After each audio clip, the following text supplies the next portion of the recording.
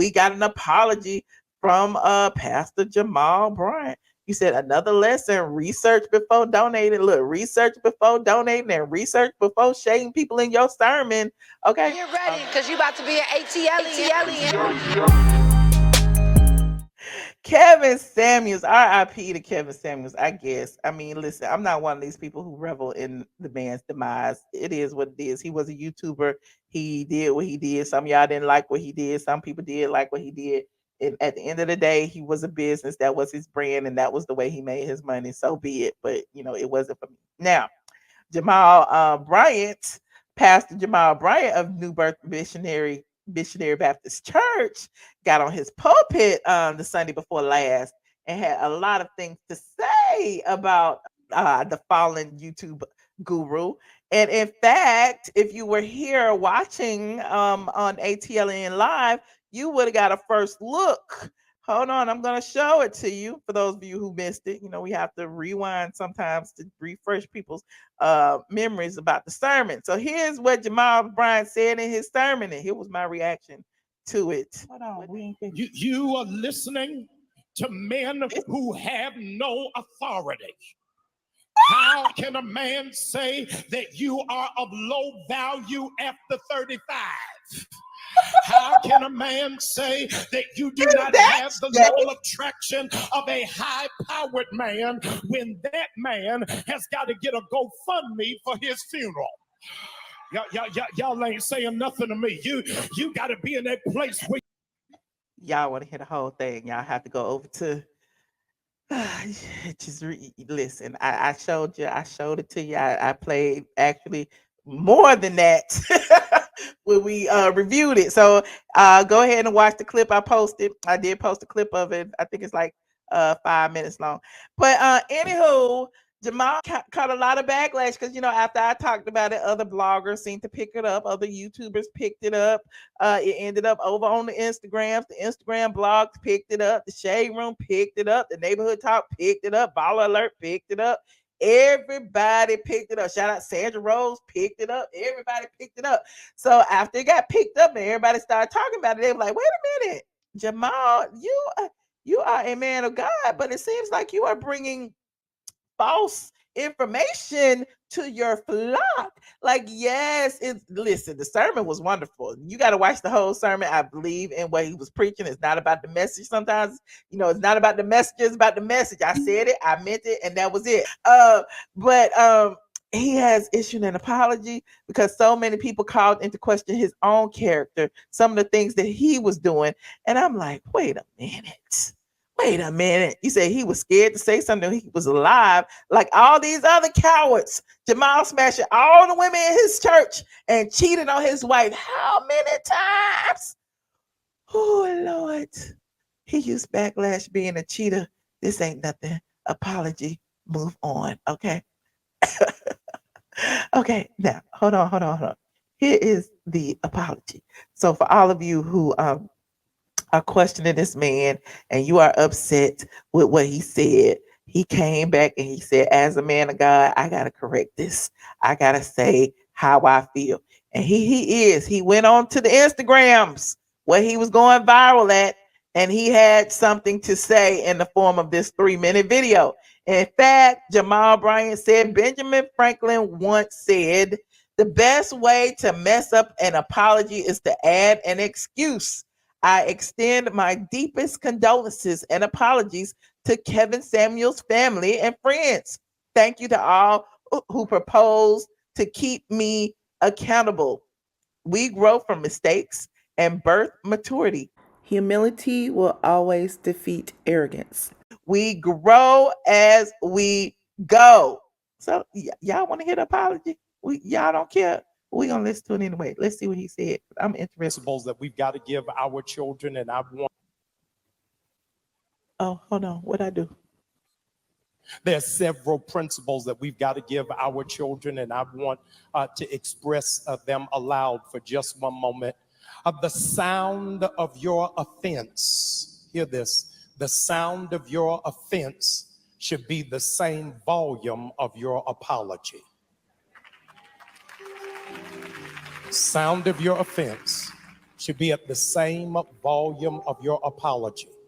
And so if you did something wrong out loud, then don't apologize to me with a whisper. I can't hear anybody in here. I'm going to take just one moment. I want to take a moment. Last week, while we were in worship, I made a reference to now deceased public critic and public intellectual about relationships, Brother Samuels. As a consequence, later information came forth that what it is that I said was incorrect. This place is a place of truth. Everything that I say from this place must be a place of truth as it represents the gospel of God. I don't care whether you are a pastor, a bishop, or a postman. When you are wrong, you have to own when you are wrong. And so not in a quiet place, but from the same pulpit in which I said it, I wanted to address it. Everybody wants to be an adult until it's time to apologize. I am a full-grown adult, and I take full accountability of everything that I say and everything that I do. So I wanted to take a moment and apologize to the Samuels family. I wanted to apologize to the larger community. I wanted to apologize to my noble brothers of Kappa Alpha Psi Fraternity Incorporated. Hear this, because an apology is only messed up if you match it with an excuse. Apologies do not come with an excuse. An apology comes with ownership. And I want to make a very clear lesson and indication: when people hold you accountable, that does not make them a hater.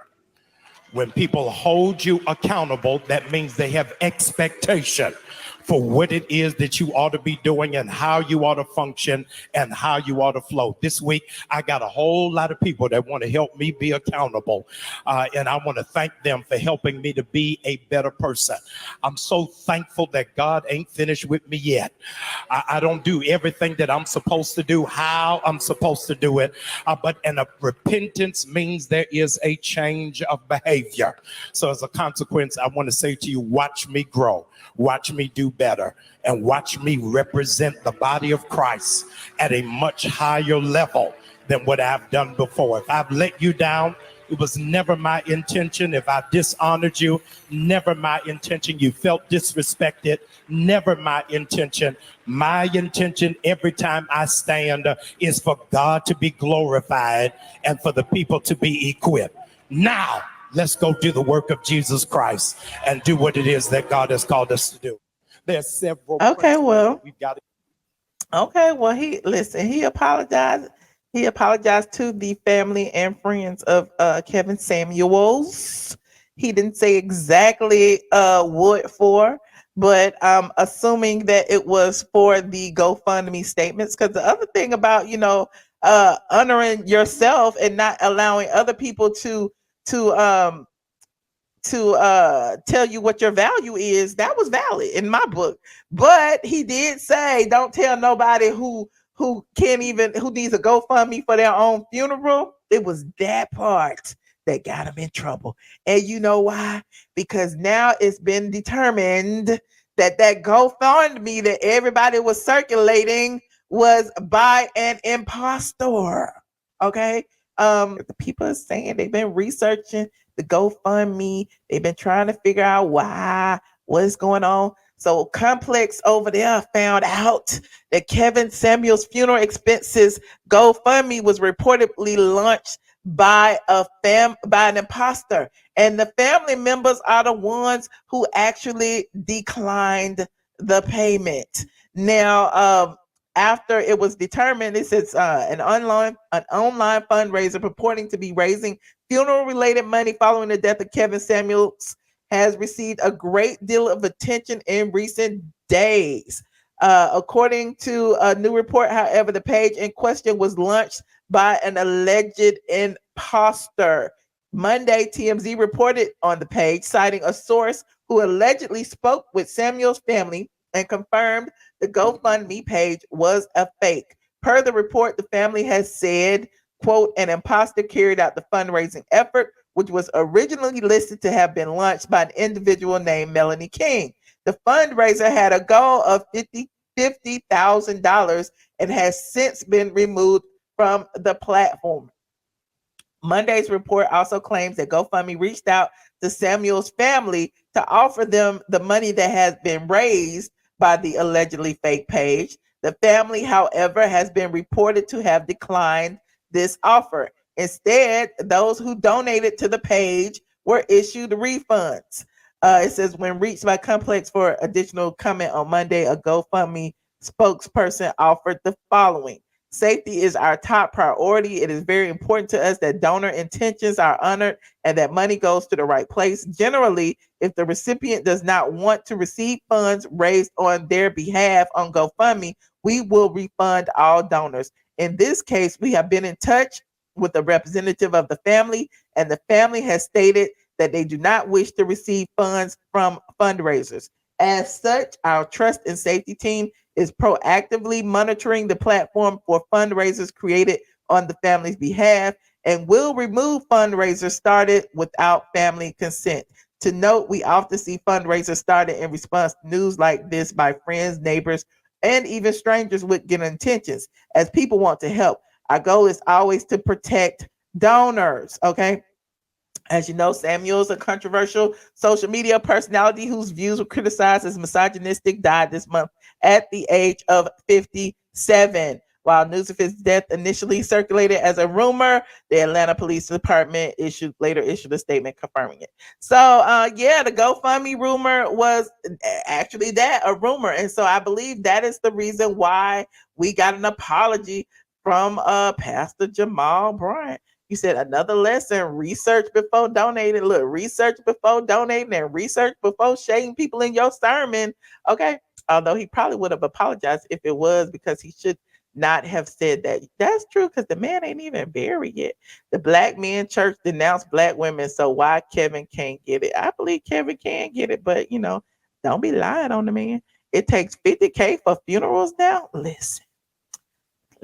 Y'all know them GoFundMe. Most of them be scams anyway, most of them, but some of them don't. Can GoFundMe get a new statement? They say this every time. Child, because y'all always creating these GoFundMe trying to get this money. I don't understand. They be getting hundreds and thousands and millions of dollars, and then they just run off with it. Anyway, you said the Kappas got onto him. It was the Kappas. Oh, Lord, you said that man has been creation. Listen, I don't know what's happening. Okay.